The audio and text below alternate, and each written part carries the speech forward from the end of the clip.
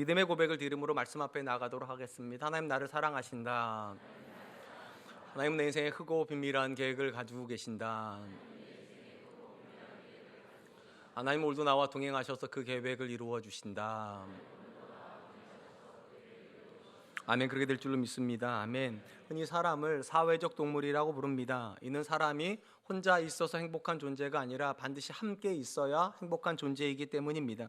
쇼펜하우어라고 하는 독일의 철학자는 무리 속에 있어야 하지만 무리 속에 있으면 늘 갈등을 겪어야 되는 인간의 딜레마를 고슴도치 딜레마라는 말로 설명을 했습니다. 추위에 건디기 위해서 고슴도치는 서로에게 다가가지만 다가갈수록 서로에게 있는 가시 때문에 아픔을 겪으면서 다가갈 수도 없고 다가가지도 않을 수 없는 이런 딜레마가 우리 인간관계 안에 존재한다는 것입니다. 우리는 다 서로를 필요하지만 막상 다가가면 관계 때문에 누구나 다 상처를 받습니다. 그러면서 조금씩 배우게 되죠. 어떤 말을 해야 되는지, 어떤 말을 하면 안 되는지, 어떤 행동을 해야 되는지, 어떤 행동을 하면 안 되는지. 어떤 관계도 그냥 놔두면 좋아지는 관계는 없습니다. 반드시 훈련해야 되고 배워야 되는 것이 관계의 본질입니다. 오늘 우리가 다루게 될 잠언의 본문 역시 마찬가지입니다. 우리가 관계 속에서 어떻게 해야 되는가에 대한 지혜를 우리에게 소개해 줍니다. 잠언은 한 사람이 인생이 바른 방향으로 가기 위해서 반드시 있어야 되는 것을 먼저 교훈을 합니다. 22절 말씀입니다. 의논이 없으면 경영이 무너지고 지략이 많으면 경영이 성립하느니라. 여기 나오는 경영이라는 말은 계획이라는 뜻을 가지고 있는데요. 한 사람이 자기 인생을 근사하게 펼치기 위해서 계획을 세우는데 이 계획이 세워지기 위해서 어떤 게 필요하다고 말하는 거, 의논과 지략이 필요하다는 겁니다. 이 의논과 지략은 공통적으로 다른 사람이 내게 주는 어떤 조언이라고 이해하면 될 것 같습니다. 그러니까 성경적으로 보면 한 사람의 인생이 바른 방향으로 가기 위해서 혼자 존재하면 안 된다는 거, 내 옆에 누군가가 나를 돕는 사람으로 같이 있어야지만 내 인생의 계획이 세워진다는 것입니다. 창세기 하나님께서 6일간 창조를 하실 때마다 매일의 마감을 하시면서 뭐라고 말씀하셨는가? 항상 보시기에 좋았다, 보시기에 좋았다 그렇게 하셨고 심지어 마지막 날에는 보시기에 심히 좋았다라고 말씀을 하셨습니다. 그런데 하나님께 그렇게 보시기 좋았던 세상을 보시면서 한 가지가 마음에 들지 않으셨습니다. 사람이 혼자 독초하는 것이 하나님 보시기에 좋지 않았다. 사람이 혼자 존재하는 것이 하나님 눈에 전혀 좋지 않아서 아담을 위해서 하와를 창조하시고 함께 있게 하셨습니다. 그리고 하나님이 만족하셨습니다. 이 말씀은 우리에게 어떤 의미를 가지고 있습니까? 어떤 사람도 스스로 완전한 사람은 없다는 것입니다. 아무리 뛰어난 사람일지라도 연약한 부분이 있고 그 연약한 부분을 누군가가 채워줄 때 그 사람 인생은 바른 방향으로 나아가게 된다는 것입니다. 우리가 본문의 말씀에서 배우게 된 첫 번째 교훈이 있다면 때에 맞는 말을 함으로 우리는 사람을 얻는다는 것입니다. 때에 맞는 말을 하는 사람이 내 옆에 있는 사람을 얻게 됩니다. 23절 말씀입니다. 사람은 그 입에 대답으로 말미암아 기쁨을 얻나니 때에 맞는 말이 얼마나 아름다운 것. 근본적인 관점에서 모든 사람은 다 혼자 있는 것을 싫어합니다. 물론 우리 중에는 고독을 좋아하는 분도 계실지 모르겠지만 영원히 고독하기를 원하는 사람은 없어요. 어떻게 알 수 있습니까? 혼자 있으면 외로움을 느껴요. 외로움을 느낀다는 것은 혼자 있기를 원하지 않는다는 겁니다. 안타깝게도 모든 사람은 외로움을 느끼지만 모든 사람이 함께 있는 건 아닙니다. 분명히 우리는 누군가를 원하는데 누군가와 함께하지 못하는 분들이 있어요. 왜 그렇습니까? 어떻게 해야 함께하는지 모르기 때문입니다. 한 가정 안에 부부가 있고 자녀가 있고 심지어 교회에 오면 이렇게 성도들이 같이 있습니다. 근데 하루 종일 남편이랑 한마디도 안 하는 아내들이 얼마나 많은 줄 아세요? 자녀하고 개면쩍게 말 한마디 안 하는 부모들이 또 얼마나 많게요? 심지어 이렇게 교회에 와가지고 제가 시키니까 앞사람 어쩔 수 쳐다보고 반갑습니다 하시지만 안 시키면 한마디도 안 할 분이 이 자리 50% 이상이에요. 한 번만 여쭤볼게요. 지금까지 교회 생활 하시면서 나가면서 누구에게 한 번이라도 인사하고 간 횟수가 몇 번이나 되십니까? 현대인의 고독이라고 하는 것은 혼자 있어서 고독스러운 게 아니에요. 분명히 같이 있는데 어떤 말을 해야 될지 모릅니다. 어떤 행동을 해야 될지 몰라요. 그러니까 분명히 외롭지 않을 수 있는데 말하는 걸 몰라가지고 행동하는 걸 몰라가지고 스스로 고립을 자초하는 것이죠. 근본적인 관점에서 우리는 다 누군가랑 같이 있으면 좋아하는 사람들입니다. 그리고 어떤 사람이 이렇게 있으면 좋은가 하면 소통이 잘 되는 사람들이에요. 소통이 잘 되면 마음이 잘 열리죠. 그런데 문제는 무엇입니까? 대부분의 사람들이 어떻게 말해야 되는지 모른다는 거예요. 그래서 소통의 절벽에 놓이게 됩니다. 본문에서 말의 관점에서 잠언이 우리에게 조언하는 건 이런 겁니다. 때에 맞는 말을 하라고. 이렇게 말을 하면 대부분 사람들이 이런 생각을 그거 쉬운 거 아닌가? 쉽지가 않아요. 왜냐하면 굉장히 많은 사람들이 때에 맞는 말을 옳은 말이라고 착각하기 때문입니다. 그 상황에서 내가 내 남편한테 이 말을 해줘야지, 그 상황에서 내가 내 아이에게 이런 얘기 해줘야지, 이런 대부분의 이야기는 다 옳은 이야기예요. 이 본문이 말하는 말은 때에 맞는 말이고요, 때에 맞는 말은 그 상황에 적합한 말이라는 뜻을 가지고 있습니다. 무슨 말인가 하면, 누군가가 슬퍼요, 때에 맞는 말이 뭡니까? 위로하는 말이에요. 누군가가 기뻐요, 때에 맞는 말이 뭡니까? 기뻐하는 말이에요. 누군가가 낙심이 되어 있어요, 때에 맞는 말이 뭡니까? 격려하는 말이에요. 근데 굉장히 쉬울 것 같잖아요. 근데 이게 쉽지가 않아요. 왜냐하면 우리는 상대방에게 옳은 말을 해주고 싶어 하기 때문입니다. 예를 들면 아이가 대학교 합격하고 일이 잘 되면 너무 기뻐요. 그러면 아빠가 잠시 기뻐도 뭐라고 말합니까? 너 교만하면 안 돼. 지금 네가 섰다 생각할 때 넘어지는 거야. 너 내가 보니까 애가 글러먹었어. 이따위 가지고 기뻐, 이런 식이에요. 애가 너무 기뻐하는데 그걸 같이 기뻐해주면 좋을 텐데, 애를 위한다는 생각에 이 너무 이렇게 가다가 애가 교만해질까봐 옳은 말을 해줄래. 옳은 말을요. 슬픔 당하는 사람이 있어요. 아내가 막 슬퍼요. 그럼 여러분 뭐라고 하니까 아이고 잘한다, 아니 아이고 힘들겠다, 이런게만 합니까? 아니죠. 여보, 내가 당신 그때 뭐라고 말했어? 그렇게 행동하면 힘들 거라고 내가 말했잖아. 내 말만 들었어도 그렇게 안 됐지. 틀린 말은 아니에요. 틀린 말은 아닌데 옳은 말은 절대로 관계를 이어주지 못합니다. 성경 안에서 때에 맞는 말을 한다는 게 얼마나 어려운가를 우리에게 보여주는 기록이 있어요. 욥기라는 기록입니다. 욥기는요, 욥이 고난을 당했을 때 세 명의 친구가 욥에게 와서 대화를 하면서 이야기가 진행이 됩니다. 성경에 보니까 욥의 친구들이 왜 왔나 이렇게 기록이 되어 있습니다. 2장 11, 욥기 2장 11절에 봅니까? 그때 욥의 친구 세 사람이 이 모든 재앙이 그에게 내렸다 함을 듣고 각각 자기 지역에서부터 이르렀으니 곧 대만 사람 엘리바스와 수아 사람 빌닷과 나아만 사람 소발이라. 그들이 욥을 위문하고 위로하려 하여 서로 약속하고 오더니. 자, 세 명의 친구가 왜 왔다고요? 위문하고 위로하려고요. 자, 이 친구가, 세 명의 친구들이 와가지고 친구를 보는 순간, 욥을 보는 순간 아무 말을 못합니다. 왜냐면 너무 처참하거든. 그래서 7일 동안 밤낮 함께 울기만 했대요. 한마디를 할 수가 없을 만큼 처참하니까 아무도 서로 먼저 말을 못 꺼내고 7일 동안 함께 울기만 했는데, 이 이야기가 어떤 반전을 가지고 있는가? 욥이 그 친구들과 울다가 이렇게 말하면서 반전이 일어납니다. 하나님이 나를 괴롭게 하신다고. 나는 아무런 잘못이 없는데 하나님이 내 심령을 괴롭게 하신다고. 그러자 갑자기 친구들이 세 명이 마치 단결이라 됐듯이 안면을 몰수하고 옳은 말을 하기 시작해요. 무슨 소리냐고. 하나님이 너를 괜히 때렸겠냐고. 심지어 뭐라고 말하는가? 하나님의 경책이 너의 죄보다 가볍다고. 틀린 말은 아니에요, 사실은요. 근데 그 이야기를 듣자 욥이 뭐라고 말을 하는가? 두 마디를 합니다. 욥기 6장 25절. 옳은 말이 어찌 그리 고통스러운고 너희의 책망은 무엇을 책망함이냐. 욥기 19장 21절. 나의 친구야, 너희는 나를 불쌍히 여겨다오. 나를 불쌍히 여겨다오. 하나님의 손이 나를 치셨구나. 욥이 뭐라고 말하는가?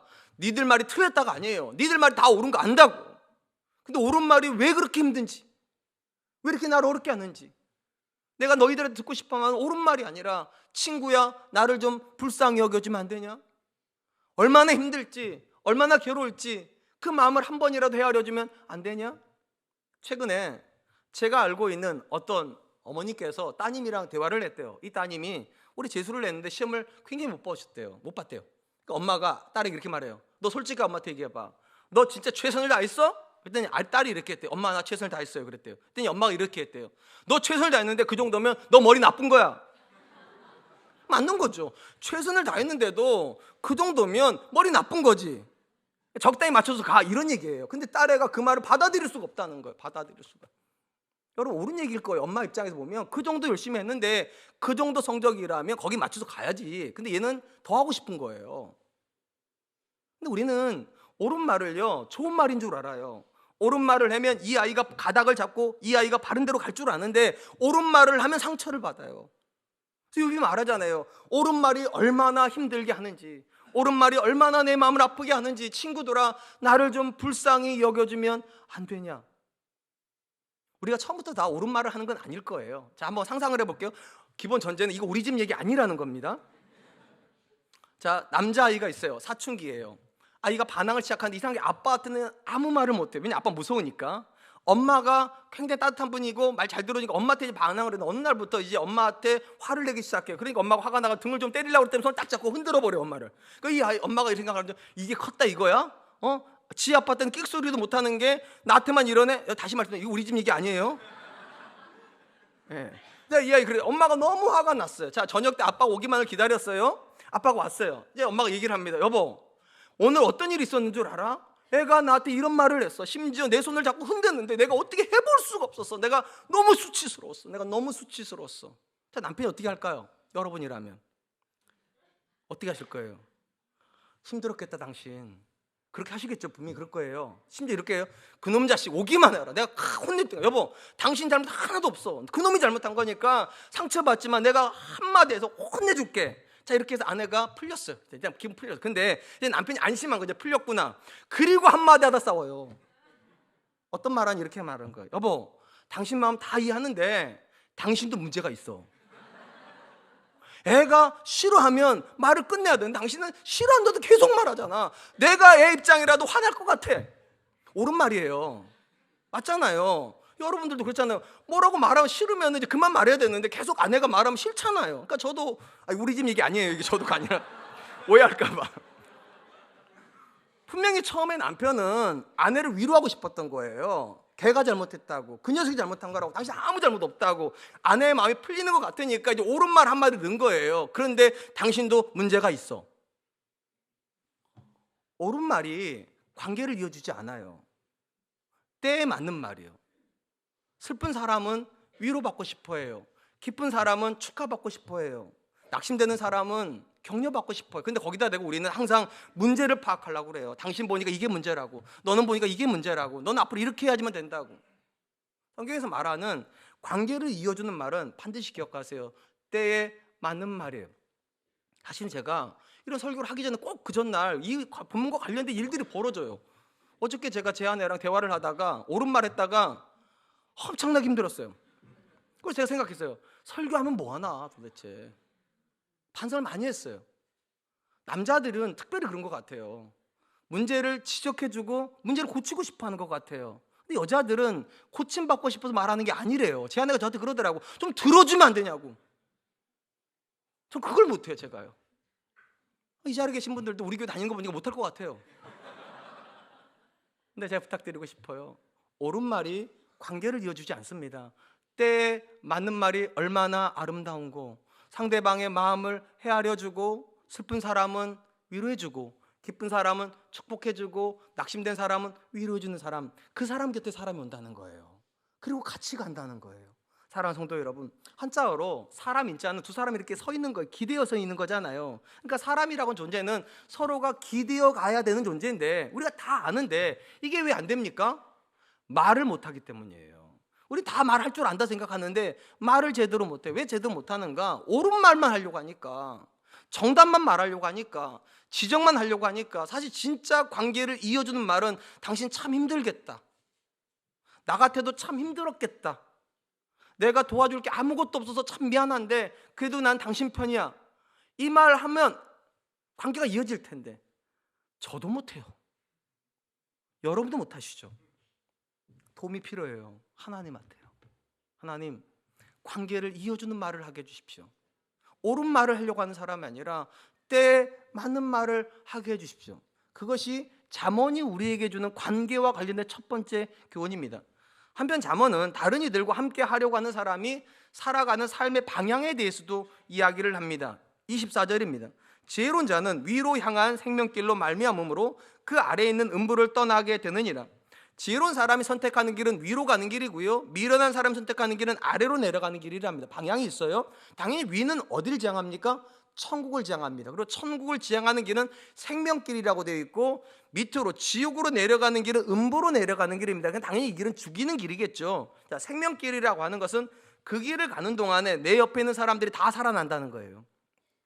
천국을 가고 있는 지혜로운 사람 옆에 있는 사람들은 다 살아나요. 아내도 남편도 늘 삶의 기쁨을 누리고, 자녀들도 그 부모 때문에 늘 행복하고, 만약 그 사람이 목사면 그 교회 성도들은 다 영적으로 충만해지고, 여러분처럼. 아멘. 그러셔야 돼요. 근데 상대적으로 누군가가 아래로 내려가고 있다면 이 사람 옆에 있는 사람은 매일같이 고통스러워. 왜냐하면 이 사람은 생명을 빼앗는 사람이니까. 자기의 유익을 위해서 그들의 생명을 빼앗고 자기의 즐거움을 위해서 그들의 즐거움을 빼앗는, 오직 나만을 위해서 사는 사람이, 당연히 이 사람 옆에 있는 사람들은 지옥으로 가는 것 같아요. 어떤 사람이 동역의 기쁨을 누립니까? 오늘 부분이 우리에게 준 두 번째 도전이 있다면, 다른 이들을 유익하게 하는 사람이 동행의 기쁨을 누린다는 겁니다. 내가 기쁜 사람이 옆 사람과 있는 사람이 아니라 그 사람이 기뻐하는 사람이 내 옆에 있다는 거예요. 이것이 하나님께서 우리에게 주는 관계와 관련된 두 번째 지혜입니다. 특별히 잠언의 저자는 우리 앞에 두 갈래의 길을 소개했어요. 위로 가는 길과 아래로 가는 길이에요. 누군가는 반드시 이 두 길 중에 하나에 서 있다는 겁니다. 위로 가는 길은 생명의 길이고 아래로 내려가는 길은 음부의 길입니다. 그런데 어떤 사람도 자기가 음부의 길로 내려가고 있다고 인정을 안 한다는 게 문제예요. 교회 바깥에 있는 사람들, 죄송하지만 성경적으로 말하면 모든 사람은 다 음부로 내려가고 있는 사람들입니다. 근데 교회 바깥에 있는 사람들한테 당신 지옥 갑니다 하면 딱이 맞아요. 분명히 지옥으로 가고 있는데 지옥으로 가고 있다고 말하면 인정을 안 해요. 왜 인정을 안 할까요? 왜 인정을 안 할까요? 그들은 자기가 도덕적으로 살고 있다고 생각하기 때문입니다. 반드시 기억하세요. 여러분들이 도덕적으로 안 살아서 지옥 가는 거 아니에요. 잘못된 길에 서 있기 때문에 지옥으로 가는 거예요. 근데 자기가 잘못된 길에 서 있는데도 왜 지옥으로 내려가고 있다, 음부로 내려가고 있다 인정을 안 하는가? 도덕적인 삶의 본질 때문이에요. 도덕적인 삶의 본질이 뭡니까? 내가 듣기 싫은 소리를 다른 사람에게 안 하는 거고, 내가 받고 싶지 않은 대우를 다른 사람에게 안 하는 거고, 내가 싫은 걸 다른 사람에게 안 하는 거예요. 쉽게 말하면 도덕은요, 최소한 다른 사람을 힘들게 안 하는 거예요. 이게 도덕이에요. 그리고 그런 삶을 살면 자기는 잘 살고 있다 생각을 해요. 근데 그거 잘 살고 있는 게 아니에요. 잠시 음부로 내려가는 길에서 멈춰 있는 거예요. 내려가다가 잠시 멈춘 거예요. 브레이크 걸었다고 안 가는 거 아니에요. 어느 시점 되면 브레이크가 풀려요. 근데 굉장히 많은 사람들이 나는 나쁜 짓 안 하고 있으니까, 나는 나쁜 짓 안 하고 있으니까 괜찮다고 그렇게 생각을 해요. 오늘 본문이 뭐라고 말하는가? 생명의 길을 선택함으로 음부를 떠난다. 무슨 말인가 하면, 도덕적으로 내가 다른 사람에게 해롭게 하지 않는다, 나는 내 자녀에게 뭐 안 한다, 나는 내 남편에게 뭐 안 한다, 나는 내 아내에게 뭐 안 한다, 그게 생명의 길이 아니라, 생명의 길은 본질은 뭐뭐 하는 거라고 제가 말씀드렸잖아요. 내가 내 아내를 사랑하기 때문에 나는 이렇게 한다, 나는 내 자녀를 사랑하니까 이렇게 한다, 나는 하나님을 사랑하기 때문에 이렇게 한다, 뭐뭐 해야 뭐뭐 안 할 수 있다는 거예요. 이게 잠언의 이야기예요. 어떤 사람이 내 옆으로 옵니까? 내가 아무것도 안 하면 그 사람 안 와요. 뭐뭐 해야 온다는 거예요. 그 사람의 살리는 말을 하고 그 사람에게 유익이 된 선택을 해주고 그 사람을 위로하는 무언가를 하고 있을 때 사람들이 내게 온다는 거예요. 특별히 본문의 말씀을 읽어보면 생명의 길을 가는 사람들이 다른 사람을 해롭게 하는 삶을 선택할 수 없는 이유를 이렇게 소개를 해줍니다. 본문 말씀 25절입니다. 여호와는 교만한 자의 집을 허시며 과부의 지게를 정하시느니라. 여기 이제 지게라는 말은 지게석이라고도 같이 번역이 되는데, 고대 사회는 한 사람의 땅과 다른 사람의 땅을 측량하기가 어려우니까 처음부터 거기다가 경계선으로 큰 돌을 갖다 놓는, 이걸 지게석이라고 그래요. 땅과 땅의 경계다 놓는 석입니다. 누구도 이걸 옮기면 안 돼요. 이거는 경제권이기도 하고 생명권이기 때문에 옮길 수 없는데, 종종 부자들이나 권력 있는 사람들이 지게석을 옮긴다는 거예요. 왜 옮기는가? 옮겨서 자기 유익을 누리기 위해서. 당연히 지게석 옮겨지면 재판자리에 가겠죠. 재판자리에 가도 아무 문제가 안 벌어진 이유가 뭐냐? 있는 사람들끼리 같은 편이니까. 부자 편을 든다는 거예요, 재판관이. 그러니까 용감하게 옮겨버린다는 거예요. 근데 하나님께서 뭐라고 말씀하시는가? 지게석으로 옮기는 교만한 자의 집을 하나님이 허시고 여호와는 과부의 지게를 정하시느니라.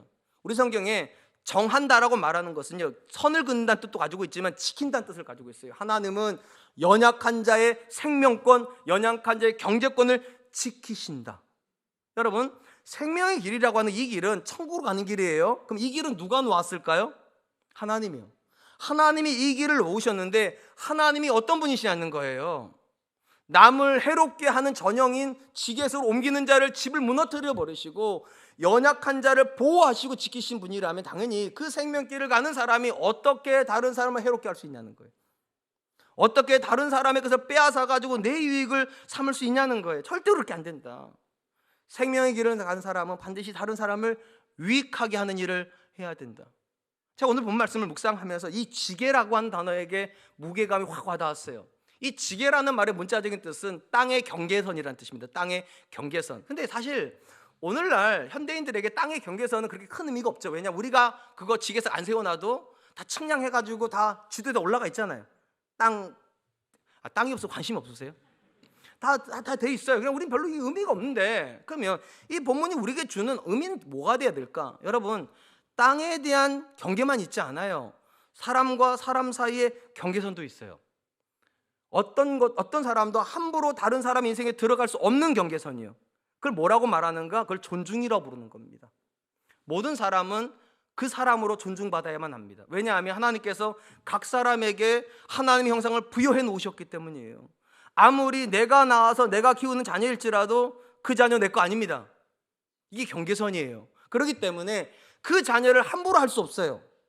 아무리 내 아내 내 남편이라도 경계선이라는 게 있어요. 내 남편이 이기 전에 하나님 거기 때문에 함부로 할 수 없어요. 내 아내이기 전에 하나님 것이니까 함부로 할 수 없어요. 이게 왜 중요하냐? 상대방을 존중하고 있는 사람하고만 사람은 가까워져요. 나를 존중하지 않는 남편하고 가까워지기가 어려워요. 종종 남편분들이 아내랑 대화하다 보면 아내분들이 죄송하지만 조금 지적으로 약하다고 느끼는 영역들이 있어요. 어떤 영역이냐 하면 살림을 하다 보니까 사회 이슈에 둔감할 때가 있잖아요. 지난번 한번 대화를 하는데 제 아내가 그 사회에서 막 하고 있는 이야기를 아예 모르더라고요. 그래서 제가 아니 여보, 세상이 어떻게 돌아가는지 그걸 모르면 어떻게 했더니만 너도 살림해봐 그러더라고요. 그래서 제가 그렇구나, 내가 살림을 안 해서 그렇구나. 이게 존중하는 영역이 있어야 되는데 그것도 모르냐? 이건 존중하는 게 아니에요. 근데 우리도 모르게 내가 알면 너도 알아야지. 그걸 모르면 무식한 거지. 그건 넘어가는 거예요. 존중을 넘어가는 거예요. 지게석으로 옮기는 것만 죄가 아니에요. 상대방의 인격을 넘어가는 것도 죄예요.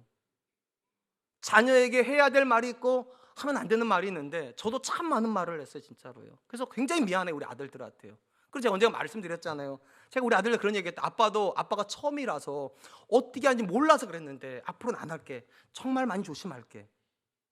우리는 어떤 사람은 굉장히 가볍게 대합니다. 내 부하 직원인 경우에. 근데 여러분, 인격체예요. 거기에도 경계선이 있어야 돼요. 존중이 무너지면 부모와 자녀 관계도 무너집니다. 남편과 아내 관계도 무너집니다. 직장 상사와 부하 직원의 관계도 다 무너집니다. 하나님께서 우리에게 원하시는 게 그거예요. 존중하라는 거예요. 과부의 지게석이라고 함부로 옮기지 말으라고, 힘이 없다고 함부로 하지 말으라고, 하나님이 그 존재를 귀하게 여기신다고. 당연히 이 생명길을 가고 있다면 우리는 다른 사람을 귀하게 여겨야 될 줄로 믿습니다. 사랑 성도 여러분, 성경 안에 가장 오묘하고 신비한, 때로는 경이롭다고 느껴지는 것 중에 하나가 하나님의 존재 방식이에요. 하나님의 존재 방식은 경이로워요. 왜냐하면 하나님은 성부, 성자, 성령으로 분명히 세 분으로 계시는데 한 분이세요. 경이로워요. 이걸 우리는 신학적으로 삼위일체라고 불러요. 어떻게 분명히 세 분이신데 한 분이실 수가 있을까? 이유가 있어요. 이 세 분 하나님은요, 각각 서로를 존중하세요. 각각 서로를 사랑하세요. 그리고 각각 서로를 존귀케 하세요. 그렇기 때문에 분란이 없고 다툼이 없고 갈등이 없어요. 그래서 하나일 수 있어요. 당연히 우리가 생명길을 간다는 건 하나님과 같이 산다는 걸 말하는 것입니다. 어떻게 해요? 존중하고 사랑하고 존귀케 함으로요. 저를 한번만 따라해 볼까요? 존중하고 사랑하고 존귀케 하고. 남편이 아내를 존중하고 사랑하고 존귀하게 여기면 그 아내가 남편을 싫어할 수 있습니까? 싫어할 수 없어요.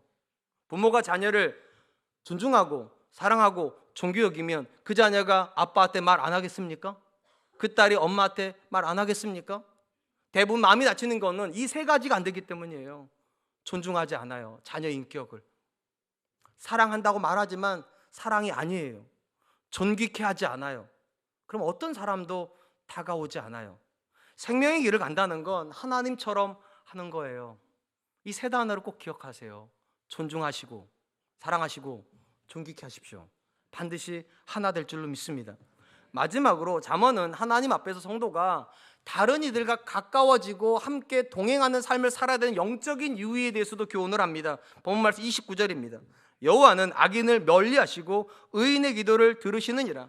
몸에 관해서 악한 사람은요, 음부로 내려가고 있는 사람을 말하고, 그들은 다른 사람을 해롭게 하여 자기 유익을 얻는 사람들이라면, 상대적으로 의인은 하나님의 길에 서서 다른 사람을 유익하게 하는 삶을 선택하는 사람입니다. 주목할 건 각 사람이 다른 사람과 맺고 있는 관계가 하나님과의 관계와 연장으로 간다는 거예요. 무슨 말인가 하면, 사람들과 멀어지는 사람은 하나님도 멀어지시고, 사람과 가까워지는 사람은 하나님도 가까워진다는 거예요. 그래서 악인은 하나님도 멀리 하시고 의인은 기도를 들으신다. 무슨 말입니까? 여러분, 하나님 위에 계시는데 우리 기도를 들으시려면 다가오셔야 돼요.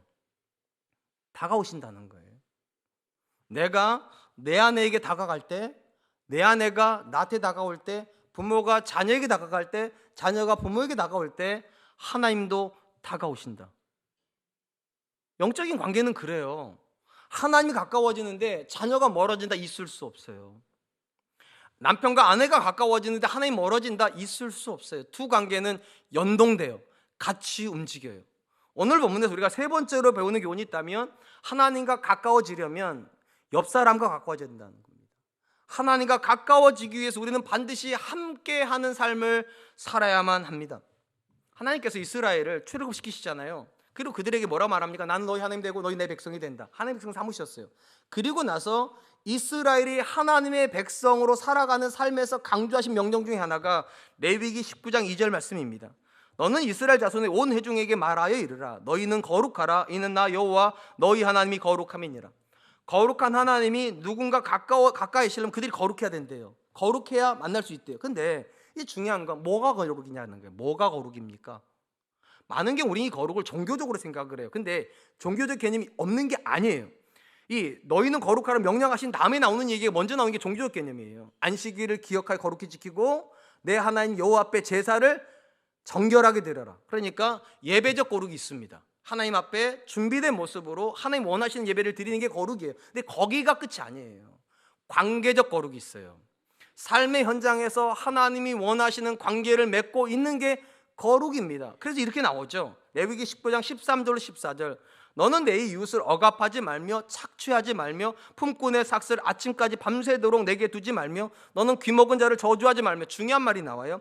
맹인 앞에 장애물을 놓지 말고 내 하나님을 경외하라. 나는 여호와이니라. 하나님께서 하늘을 경외하는 것을 단순히 안식일을 잘 지키고 예배 잘 드리는 그렇게 말하는 게 아니라, 맹인 앞에, 연약한 자 앞에 그들을 해롭게 하는 일을 하지 않는 게 나를 경외하는 거다. 그게 거룩이다. 성경은 끊임없이 강조합니다. 하나님과 우리가 맺고 있는 관계와 우리가 그들과 맺고 있는 관계는 연결되어 있다. 그들이 나랑 가깝지 않은데 내가 하나님과 가까울 수 없어요. 절대로요. 자녀와 내가 가깝지 않은데 내가 하나님과 절대로 가까울 수 없어요. 그러니까 옆 사람을 봐야 돼요. 내 아내가 나 때문에 어떤 삶을 살고 있는지, 내 자녀가 나 때문에 어떤 삶을 살고 있는지 들여다봐야 돼요. 그들을 향하여서 내가 보여주고 있는 사랑이 거룩이기 때문이에요. 관계적 거룩의 핵심은 딱 하나예요. 그들이 나 때문에 즐거워야 돼요. 그들이 나 때문에 행복해야 돼요. 아멘 좀 하면은 안 됩니까? 그들이 나 때문에 만족해야 돼요. 그것이 하나님께서 우리에게 요구하시는 거룩이고, 그 거룩이 드려질 때 하나님께서 내가 너의 기도에 든다, 내가 네 기도 들어준다, 그렇게 말씀을 하시는 거죠. 성경은요, 저와 여러분들이 예수님 믿어 하나님 자녀로 거듭났다라고 말을 합니다. 거듭남이죠. 근데 하나님 자녀로 거듭났다고 해서 그 사람이 하나님 자녀다운 삶을 사는 건 또 다른 이야기예요. 거듭난 하나님의 자녀가 하나님의 자녀다운 삶을 살아야 돼요. 그러기 위해서 필요한 것이 성숙입니다. 성장이고, 이걸 우리는 신학적으로 성화라고 불러요. 그 존재가 점점 하나님의 사람답게, 하나님이 기뻐하신 사람답게 변모되어지고 있다. 이제 관건은 이런 거죠. 내가 성화되고 있다는 걸 어떻게 확인하냐는 거예요. 우리 중에 이런 분들이 계세요. 목사님, 저 생각보다 괜찮은 사람입니다, 이런 분들이 계세요. 근데 저는 그 말 안 믿어요. 왜냐하면 성화는요, 내가 나한테 말하는 게 아니에요. 성화는 누가 말하는가? 내 옆에 있는 사람이 나한테 말해주는 거예요. 여보, 당신 정말 좋아지고 있어. 나는 요즘 당신이 애들 하는 태도를 보면 사람이 바뀔 수 있다는 걸 느껴. 당신이 이전보다 정말 따뜻해지고 있어. 우리 교회에 다니는 한 권사님은요, 저만 만나면 자기 남편 자랑을 얼마나 해야 되는지 모르겠어요. 근데 제가 볼 때 그 권사님이 훨씬 훌륭한 분이에요. 제가 볼 때는요. 그래서 제가 어느 날 물어봤어. 솔직히 권사님 솔직하게 대답해 보시라고. 제가 볼 때는 권사님이 훨씬 나은데 권사님께서 옆에서 잘해주시니까 그분이 그렇게 좋은 분 내는 것 같은데 제 말이 맞죠? 했더니 뭐라고 그러시는가? 아니에요. 우리 남편이 나보다 훨씬 훌륭해요. 제가 그래서 그냥 인정해 버렸어요. 아내가 인정할 정도의 남편이면 그 성화된 거죠. 여러분, 남편은 누가 얘기합니까? 아내가 얘기합니다. 아내는 누가 얘기합니까? 남편이 얘기합니다. 부모는 누가 얘기합니까? 자녀가 얘기합니다. 자녀는 누가 얘기합니까? 부모가 얘기합니다. 성화는 그런 거예요. 내가 내 성화를 몰라요. 왜냐면 이건 관계적이기 때문에. 내 옆에 있는 사람이 알아요. 이 남편이, 이 아내가, 이 부모가, 이 자녀가 어떻게 성화되고 있는지. 최근에 우리가 임직 투표를 했잖아요. 장로 5번 투표하고 그렇지 않습니까? 그때 둘째 녀석이 저한테 그런 얘기를 해요. 아빠, 내가 이번에는 진짜 기쁘게 투표를 했대요. 왜냐하면 장로님들 중에 후보가 있는데 항상 모르는 분만 나오는데 이번에 아는 분 한 분이 나오셨대. 한 분이. 근데 자기 그걸 동그라미 아주 정성스럽게 했대요. 그래서 그럼 그분만 쳤냐? 아니야, 다른 분 다 쳤대요. 근데 그분 아주 정성스럽게 쳤대요. 왜 쳤냐? 제가 물어봤어요. 그랬더니만 우리 아이가 주일학교 올 때마다 항상 환하게 환대해 주신 분이었대요. 모든 아이를 향해서 항상 환하게, 언제나 기쁘게, 언제나 영접해요. 그래서 자기가 볼 때 이분은 꼭 장로님 되셔야 된다고. 근데 명단 올라왔대요. 그래서 자기 기쁘게 동그라미 쳤대요. 이 자리에 안 계세요. 2부 때 오셨어요. 지금도 주일학교 섬기고 계시고. 여러분, 하나님 앞에서 우리는 어떤 사람으로 성장하고 있을까요? 거울을 아무리 쳐다봐도 답이 안 나와요. 남편이면 아내 얼굴을 보세요. 아내시면 남편 얼굴을 보세요. 부모면 자녀 얼굴을 보세요. 자녀면 부모 얼굴을 보세요. 거기 다 써져 있어요. 왜냐하면 우리가 성화되면 내 옆에 사람이 제일 즐거워요. 우리 예수님 잘 믿으면 내 옆에 있는 사람이 수지 맞는 거예요. 예수님 잘 믿는 남편 옆에 있는 아내가 안 행복할 수 있겠습니까? 예수님 잘 믿는 부모 밑에 있는 자녀가 안 행복할 수 있습니까? 예수님 잘 믿는 직장 상사를 두고 있는 부하 직원이 안 기쁠 수 있겠냐고요. 그러겠죠. 반드시 그래요. 그래서 하나님은 의인의 기도는 들으시는 거예요. 그 존재 때문에 하나님이 존귀케 되고 있으니까. 사랑하는 성도 여러분, 하나님 관계가 깊어지길 원하십니까? 이건 아멘 하셔야죠. 우리는 다 하나님 관계가 깊어지길 원해요. 그러면서 우리는 하늘만 쳐다봐요. 어떻게 해야 하나님께 잘해드릴 수 있을까? 어떻게 해야 내가 기도를 더 많이, 이런 생각만 하는데 정작 하나님 우리에게 물어보시는 건 네 옆에 있는 사람을 보라는 거예요. 너 때문에 네 아내가 행복한지, 너 때문에 네 남편이 과연 행복한지, 너 때문에 네 자녀가 정말 행복한지, 너 때문에 네 교회가 정말 행복한지, 거기에 답이 있다고. 그들이 가까워지기 전에는 하나님 가까워지지 않고 하나님이 가까워지는데 그들이 멀어지는 일은 절대로 없다. 영적인 이유가 거기 있어요. 왜 우리가 가까워져야 됩니까? 우리가 가까워져야 하나님이 가까이 다가오시기 때문입니다. 이제 말씀을 맺으려고 합니다. 잠언은 사람이 있는 관계에 대해서 크게 3가지를 우리에게 교훈했습니다. 첫 번째, 옳은 말을 하지 말고 어떤 말을 하라고요? 때에 맞는 말을 하라고요. 고쳐주려고 하지 말고 이해해 주세요. 그 말에 관계가 맺어집니다. 두 번째, 음보로 내려가는 길이 아니라 생명의 길을 걸으래요. 어떻게 하는 겁니까? 내 유익을 위해서가 아니라 그들의 유익을 위해서 살으라는 거예요. 그래야 하나님께서 우리에게 다가오세요. 마지막 3번째, 하나님과 가까워지기 위해서라도 누구랑 가까워져야 됩니까? 그들과 가까워지세요. 그러니까 내가 내 아내랑 좋은 관계 맺는 건 영적인 거예요. 내가 내 자녀랑 좋은 관계 맺는 건 영적인 거예요. 내가 내 옆에 있는 사람을 사랑하고 있는 건 이건 영적인 거. 왜냐하면 그것 속에서 하나님이 우리에게 다가오시니까. 이번 한 주간 저와 여러분들이 그런 관계 맺을 수 있기를 축복합니다. 주신 말씀 기억하면서 3가지로 해서 같이 한 번만 기도하죠. 첫 번째, 하나님 옳은 말이 아니라 때에 맞는 말 하게 해주십시오. 슬픈 사람은 위로하게 해주시고 기쁜 사람은 함께 즐거워하게 해주시고 낙심하고 있다면 격려하는 사람 되게 해주십시오. 두 번째, 나살자고 그들을 슬프게 하는 사람이 아니라 그들을 기쁘게 하고 그들을 유익하게 하는 생명의 길을 선택하는 사람 되게 해주십시오. 마지막 3번째, 하나님과 좋은 관계를 맺기 위해서 그들에게 더 잘하게 해주십시오. 그들과 가까워지는 사람 되게 해주십시오. 우리 같이 한 번만 기도하겠습니다. 기도하겠습니다. 사랑이 많으신 하나님 감사합니다.